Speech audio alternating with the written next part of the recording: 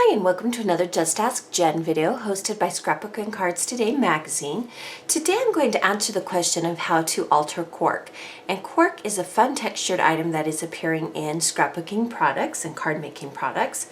This particular cork collection is from Fancy Pants, and you'll see that it's thick and it has foam on the back which is sticky. Sometimes it comes in pattern paper format, sometimes it comes in a little bit thinner. This particular set is both large pieces and well as small pieces. And a couple of ways that you can alter them. You can take paint, such as paint daubers.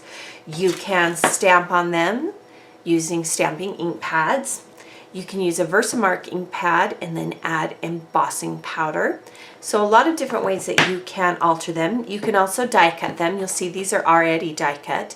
You could further die cut them with a thick die cut. They're a little bit too thick to punch from, but there are a lot of different ways that you can alter cork, and we'll go ahead and discuss that more in the video that's coming up. But I wanted to show you the collection in addition to the cork that we're going to be using today.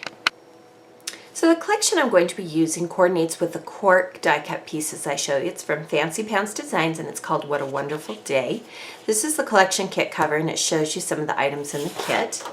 And you can also purchase these separately. There are sticker sheets, corrugated cardstock, there are pattern papers, and they have different patterns on the other side.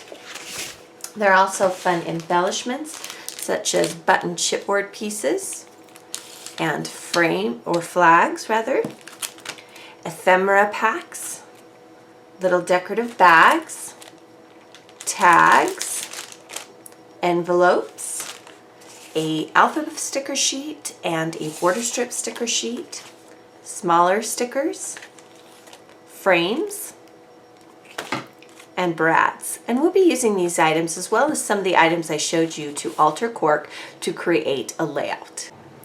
So before we do the rest of the layout, I want to alter the cork first so that it has a time to cool off. And I'm going to be using this cork label. Again, it's a sticker. I am using a doily stamp. This is from My Mind's Eye. You will also need some embossing powder. This is silver. And a Versamark ink pad. I suggest Versamark. Embossing ink pads are wet, but they're not quite as wet as a Versamark ink pad. So for doing something like cork, I suggest using a Versamark ink pad. And what you'll need to do is you need to ink up your stamp very heavily. Really get it good and gushy. Now for a normal stamping project, you might not want as much. And then you're going to stamp firmly into the cork, and you need to press very firmly because it's so thick. We want to make sure that it takes all of the image. Now you won't be able to see it once you've stamped it, but once you put the embossing powder on top of it, the image will start to show through. So sprinkle a generous amount on, and I have a scratch piece of paper folded in half beneath, and you can see the image is showing through. Now I'll just guide all of that powder into the fold of this scratch piece of paper and slide the embossing powder back in. Now using a embossing heat gun, I can set this, and I'll go ahead and do that and show you what it looks like. So I take an embossing heat gun and I simply rub it, or rather move it around on top of the stamped image, and you can see that it creates a more shimmery, glossy image. And you want to let this cool down. And you don't want to get too close to the cork because you can scorch the cork with your heat gun, but go ahead and do this step first and then set it aside. And let's go ahead and make the rest of the layout while this particular image is cooling off. So for the foundation of the layout, we are going to use a double-sided sheet of pattern paper. It is the doily pattern paper. And then I'm going to use a sheet of cardstock that I've cut down into a square. And I will add this to the layout first. And we're going to put it almost to the edge of the layout, but not quite.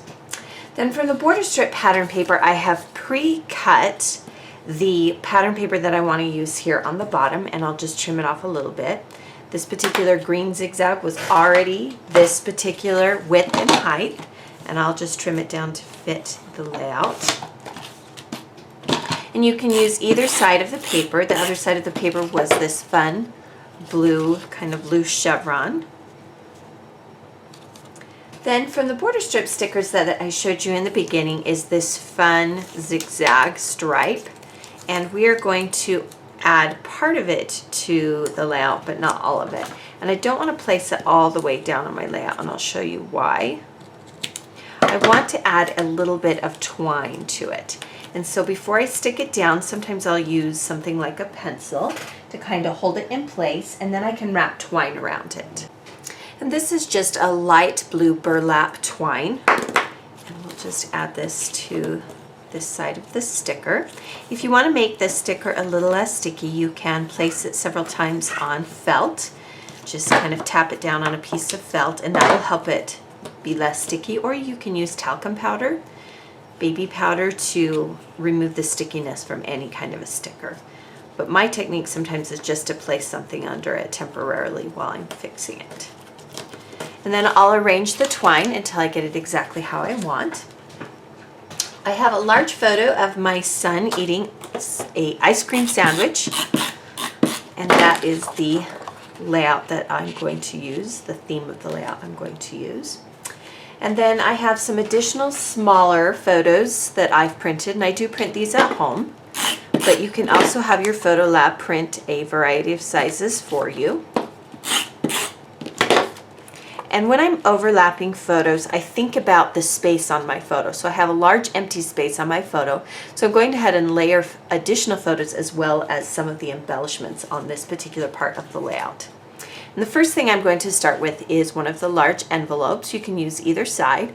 You can add additional journaling inside or simply use it as an embellishment, which is what I'm going to do. And I just want to leave enough of the other elements showing. Then to continue with the layering, I'm going to take one of the glassine bags and we'll attach this. And for this bag, I am going to actually add some things inside. Now remember, you don't want to cover any of the significant parts of your photo. I don't want to cover up what he's actually eating. And inside, I'm going to add some of the tags. I'm going to start with the solid blue. This one will go a little bit higher. I'm going to make sure the twine isn't stuck on the back. And then I'll add the smaller blue, and you can see that this one has room for journaling, but I'm simply going to slide it in far enough that you can only see the very top part of it. And you can trim off the twine. Then we can go ahead and add our cork piece. It has had an opportunity to dry. And again, this is a sticker. So you can see you can easily stamp on the top of cork pieces. From the ephemera pack is this fun little arrow die cut. And I'm going to place that across the bottom part of the cork, but you can still see this fun stamped element. I have an additional light blue arrow as well, and I'm going to add some adhesive to that. And just layer it on top, and I'll leave room for my title. Because I used a doily stamp on the bottom here, I wanted to bring in a doily shape, and so I have a half doily that I've pre-cut, and we'll go ahead and tuck it behind the photo. Then at the top of the white cardstock, to kind of fill in some of this empty space, I have some additional die cuts from the ephemera pack, and they are clouds. We'll just layer these, and I wanted to create kind of a raindrop effect, and I'm going to do that with the additional cork pieces that I have. And I'm not going to add anything else to these particular pieces. You could add paint to the edges, you could add a word stamped on top. I'm going to use them as is. I think they're charming the way they are, and the stars are going to form the so-called raindrops on this particular layout. And again, these are stickers. Some of the manufacturers do not have sticky elements on the back, so you can make them into stickers simply by adding adhesive to the back once you've got them in the shape that you want. These little tab stickers are from the small stickers set that I showed you earlier. and we will add them to the side of the photo. And you can add whatever layers that you want, but I like to add little elements around the layout. And we'll add one to the top, creating kind of a visual triangle. To beef up this layering done at the bottom, I'm going to add some washi tape, and this is a gray washi tape. Just add a little strip of it here. And then I wanted to add some more of the ephemera shapes, and there are hearts in that packaging. And we'll go ahead and add these to the envelope.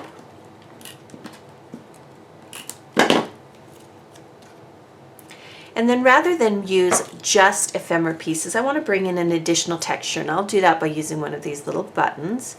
And it does have adhesive on the back. And so I've created this visual grid here. Let's go ahead and add our journaling and our title to this layout. So for the journaling, I've printed it off onto some craft cardstock, and we'll just tuck this in to the green border strip and just slightly behind that first bag. And it looks like the arrow's pointing to the journaling, which is fun. And then for the title, I die cut the word discovery from my silhouette machine, and we'll go ahead and use a glue pen and glue that to that arrow die cut.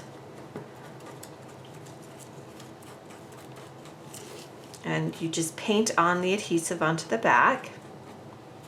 And you could also use the stickers that are included in the kit, or whatever you like to use to create your titles.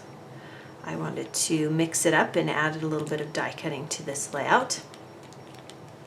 Then to create a double layered title, I'm going to add a sticker from the Alpha sticker sheet. There are a lot of options here. And then I'm going to add the word cool to the label, so it says Cool Discovery. Then to add a little bit more craft to the layout, I'm going to add a tan photo corner to the top corner here, and the top corner here as well. Some additional things you could add if you have a sewing machine or you like hand stitching is you can add some additional stitching here. But this is a fun way to alter cork and decorate it a little bit. So think outside of the box. Think, can I add paint dauber, polka dots to it? Can I use the dauber to paint around the edge? A lot of different ways to alter and use cork.